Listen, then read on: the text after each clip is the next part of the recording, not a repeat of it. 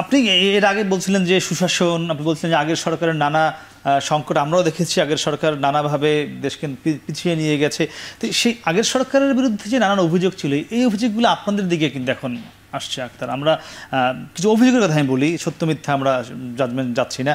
আজকে আপনি দেখেছেন টেলিভিশন কিংবা সামাজিক যোগাযোগের মাধ্যমে কিছু খবর এসছে যে কিছু আউটসোর্সিংয়ের যে নিয়োগ বা সেখানে লোক প্রদান করা, সেক্ষেত্রে এনসিপির আহ্বায়ক নাহিদ ইসলামের রেফারেন্সে 2 জন, একজন একান্ত সচিবের রেফারেন্সে 22 জন, এবং আপনাদের যে বৈষম্য বিরোধী ছাত্র আন্দোলনের সাবেক সমন্বয়ক ছিলেন, বর্তমান যিনি একজন উপদেষ্টা আসিফ মাহমুদ, তার সহকারী একান্ত সচিব মোয়াজ্জেম হোসেনের নামে 30 জনের সুপারিশ, আপনাদের একজন সমন্বয়ক সাবেক তৌহিদের নামে 6 জনের সুপারিশ, আপনাদের বর্তমান এনসিপির সম্ভবত যুগ্ম আহ্বায়ক নুসরাত তাবাসসুম, তারও সুপারিশ সেখানে ছিল। মানে আপনাদের দাবিটি কিন্তু ছিল কোটার নাকি মেধা, এই দাবি, এটি আপনাদের মূল স্লোগান ছিল। এখানে কি আবার সে কোটায় ফিরে যাচ্ছে কিনা এনসিপি, নাকি কোনো ষড়যন্ত্র? এটি আমরা যখন আমাদের আন্দোলন পরিচালনা করেছি তখন মেধার ভিত্তিতে যাতে দেশ পুনর্গঠন হয় এবং সরকার যে চাকরিগুলো আছে সে চাকরিগুলোতে যাতে মেধাবীরা মূল্যায়িত হয়, সে দাবিটাই আমরা জানিয়ে এসেছি। এবং একই সাথে এই যে আউটসোর্সিংয়ের যে চাকরিগুলো আছে সেই জায়গাটাতে খুব সম্ভবত কোনো পরীক্ষা টরীক্ষা অনুষ্ঠানের কোনো সিস্টেম নেই, এবং খুব সম্ভবত আমি যতটুকু এখন পর্যন্ত রাষ্ট্রকে বুঝেছি যে তারা কোনো একজন ঠিকাদারকে এই দায়িত্বটা দিয়ে থাকেন এবং তার মাধ্যমে এই মানুষগুলো নিয়োগ পেয়ে থাকেন। তো এক্ষেত্রে আমাদের যাদের নামের ব্যাপারে দেখা গেছে, আমি যদিও এখন পর্যন্ত নিশ্চিত নই, কারণ তাদের কারোর সাথে আমার এই ইস্যুতে এখন পর্যন্ত কথা হয়নি, যদি এরকমটা হয়ে থাকে যে যদি সরকারি কোনো বিধি তারা ভঙ্গ করে থাকেন এবং যে বিধি ভঙ্গ করার মধ্য দিয়ে আমাদের আন্দোলনের যে স্পিরিট যেটা আছে সেটা নস্যাৎ হয়ে যায়, সেক্ষেত্রে অবশ্যই আমরা তাদের ব্যাপারে দলীয় ব্যবস্থা নেব। কিন্তু যদি ব্যাপারটা এরকম হয়ে থাকে যে শুধুমাত্র তারা যে কাজটা করেছেন সেই কাজটা বিধিগতভাবে কোনোভাবেই অন্যায় নয় এবং বিধিগতভাবে সেটা অবৈধ নয়, আইন বহির্ভূত নয়, কিন্তু তাদের এখানে সুপারিশ ছিল, এই কারণেই যদি তাদের ব্যাপারে যদি একটা মিডিয়া ট্রায়ালের আয়োজন হয়ে থাকে, সেক্ষেত্রে অবশ্যই আমরা বলবো যে এই জায়গাগুলোতে আমাদের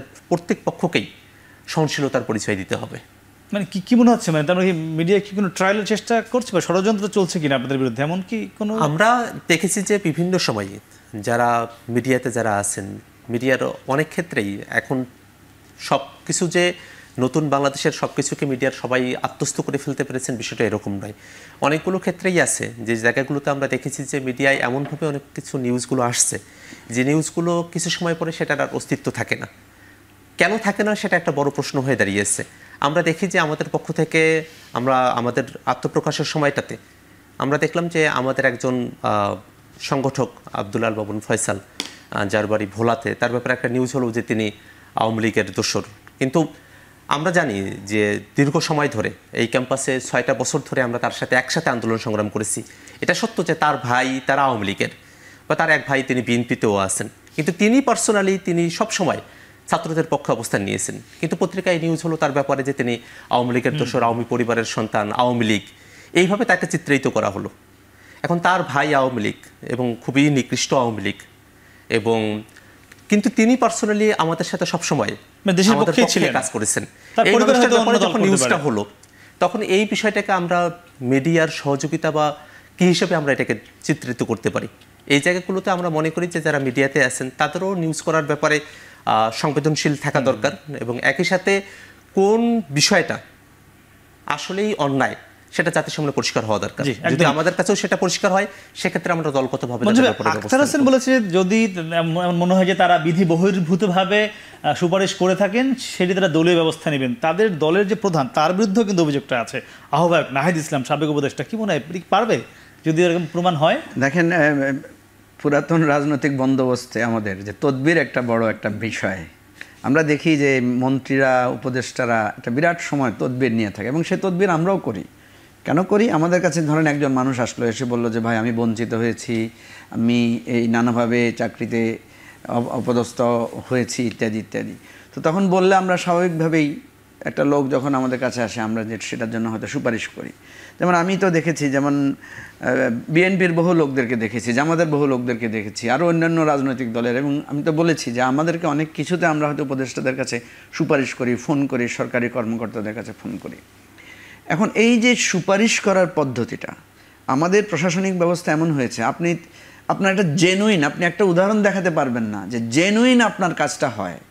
আপনি ধরেন মানে একেবারে মানে যৌক্তিকভাবে আপনার প্রাপ্য, সেটার জন্য আপনাকে তদবির করতে হবে। এই জন্য যে এই যে রাষ্ট্রকাঠামোটা এমনভাবে নষ্ট হয়েছে। এখন ধরেন হ্যাঁ, আমি জানি না, হয়তো আক্তার আরও বলতে পারবেন, আমি কিন্তু জানি যে এরকম অনেকে সুপারিশ করেছেন এবং এটা সত্য।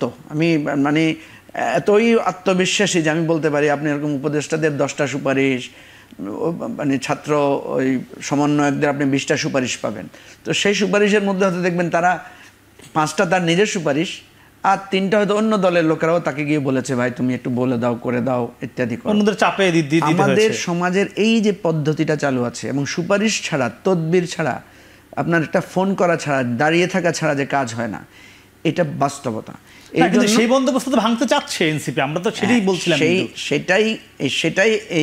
এটা কিন্তু এনসিপির, আপনি যেটা কথা বলেছেন, আমরা কিন্তু এনসিপির মধ্যে নতুন বন্দোবস্তের জায়গায় বক্তব্য যত বেশি দেখতে পাচ্ছি, সেক্ষেত্রে নতুন বন্দোবস্ত তৈরির জায়গাটায় আমরা একটু ঘাটতি দেখতে পাচ্ছি। যে বিষয়টা নিয়ে আমরা হয়তো কখনো কখনো সমালোচনাও করি, কখনো কখনো আমরা বলছি যে আমরা কেন পুরাতন রাজনৈতিক বন্দোবস্তে যাব। ধরেন আমরাও রাস্তা বন্ধ করে মিটিং করেছি, এনসিপিও রাস্তা বন্ধ করে মিটিং করছে, তাহলে তো একই মানে। জি, আমি আপনার কথা একদমই বুঝতে পেরেছি।